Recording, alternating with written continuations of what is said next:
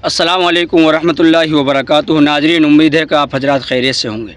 नाजरीन, आज supreme court के अंदर जिस तरीके से वकीलों ने जो 17 याचिकाएं दायर की थी, उस पर आज सुप्रीम कोर्ट ने एक फ़ैसला सुनाया है और फ़ैसला ये सुनाया है कि अगले 7 दिनों तक उस पर कोई भी अमल नहीं किया जाएगा। यानी कि सरकार वक़्फ़ कानून को किसी भी तरीके से जबरन लागू नहीं कर सकती जब तक सुप्रीम कोर्ट फ़ैसला नहीं कर सकता। और जो संविधान के ख़िलाफ़ उसके अंदर लाइनें दी गई हैं, उन तमाम के तमाम कानून को रद्द करने की सुप्रीम कोर्ट ने आश्वासन दिया है। लेकिन नाजरीन, आप सबको एक बात बता देते हैं हम कि उससे पहले ही, जैसे ही वक़्फ़ कानून का ऐलान हुआ, उससे पहले ही कुछ सरकारी अधिकारियों ने मूँछों में ताव देते हुए कल फरीदाबाद के जमाई कॉलोनी के अंदर मस्जिद अक्सा को शहीद कर दिया। नाजरीन, ये तानाशाही है, ये सत्ताधारी है, ये संविधान के ख़िलाफ़ है। आर्टिकल 14-15 की सारी धज्जियाँ उड़ाई जा रही हैं। जबकि नाजरीन, कोई बोलने वाला नहीं है। और ख़ास तौर से अगर देखा जाए तो इलाक़ाए मेवात के अंदर 4 विधायक हमारे ज़िला मेवात के अंदर हैं, जिनमें से किसी विधायक की हिम्मत नहीं हुई प्रोटेस्ट करने की वक़्फ़ कानून के ख़िलाफ़। और राजस्थान के अंदर बहुत सारे विधायक हैं, बहुत सारे युवा नेता हैं, बहुत सारे अपने आप को बहुत बड़े राजनेता कहने वाले हैं। अभी तक किसी भी आदमी ने ये नहीं कहा कि आओ वक़्फ़ बिल के ख़िलाफ़ एक प्रोटेस्ट करते हैं। क्यों? कि सत्ता से इन लोगों को डर लगता है। सत्ता की वजह से इन लोगों की पैंट और पतलून गीली हुई पड़ी है। आप लोग इनको कहते हो कि ये कांग्रेस पार्टी को वोट दीजिए, कांग्रेस पार्टी हमारी है।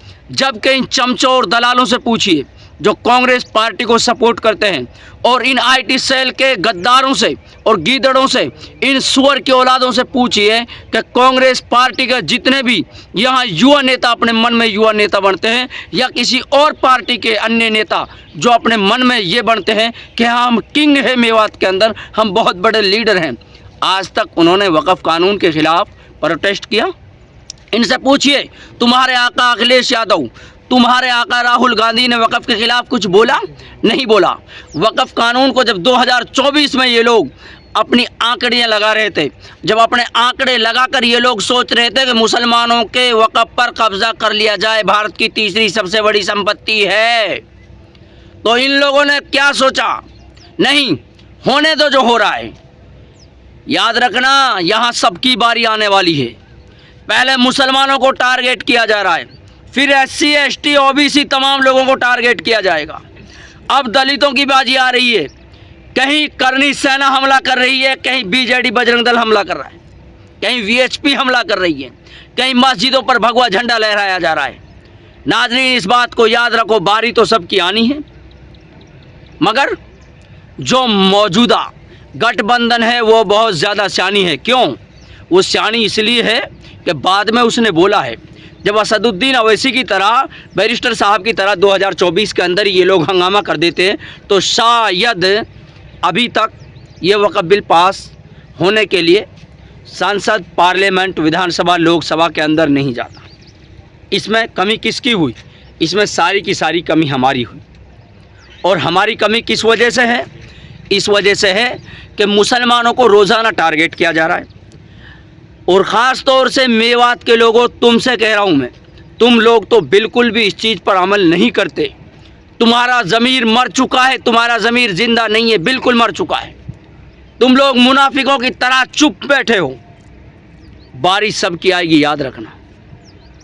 और मेवात पूरा हरियाणा, राजस्थान, यूपी और दिल्ली से जो सटा हुआ मेवात है, वो पूरा का पूरा एक है। इसलिए मेवात के लोगों को आवाज़ उठानी चाहिए। जिस तरीके से फरीदाबाद के मस्जिद अक्सा को ढाया गया है, अब जब तुम्हारी मस्जिदों को ढाया जाएगा फिर पता चलेगा धीरे धीरे करके।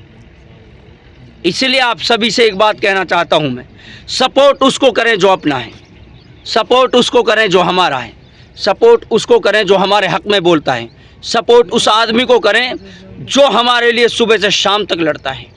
इसीलिए तो कहते हैं कि वो शेर अकेला ही चला था, जानिब मंजिल लोग आते गए, कारवां बनता गया। वो बैरिस्टर असदुद्दीन अवैसी था जिसने चीखा, चिल्लाया और आवाज़ दी और रोड़ भी मचाई, लेकिन किसी को समझ में बात नहीं आई। उसका कारण क्या था? ये लोग कह रहे थे कि नहीं, मुसलमानों की आवाज़ नहीं बनना है हमें, लेकिन अकेला चीखा, चिल्लाया, आवाज़ उठाई संविधान के दायरे में, और आज लोग रोड पर भी आ गए। अब मौलाना महमूद मदनी, मौलाना अरशद मदनी, तमाम उलेमा हिंद को पता चल रहा है कि असदुद्दीन अवैसी क्या है, लेकिन कहें तो कहें कौन से मुंह से कहें ये लोग? पहले तो कहते थे इम्तियाज़ जलील को वोट देने वालों, याद रखो उस वक्त तुम लोगों ने कांग्रेस, सपा, बसपा का सपोर्ट किया था। वहां जाकर जालिमो तुम डूब कर मर जाओ। तुम ज़रा सी शर्म तो बाकी रखो अपने अंदर। तुम्हारे अंदर हया होती तो उस वक्त इम्तियाज़ जलील जीत जाता, तो आज बराबर से लड़ाई लड़ता पार्लियामेंट, संसद के अंदर। लेकिन आइंदा के लिए याद रखना है, सिर्फ समर्थन उन्हीं को करना है जो हमारे लिए लड़े। इसलिए दोस्तों, अगर आपको वीडियो अच्छा लगे तो हमारे वीडियो को आगे शेयर ज़रूर कर दें और कमेंट बॉक्स में अपनी राय ज़रूर दे दें। अस्सलाम वालेकुम, खुदा।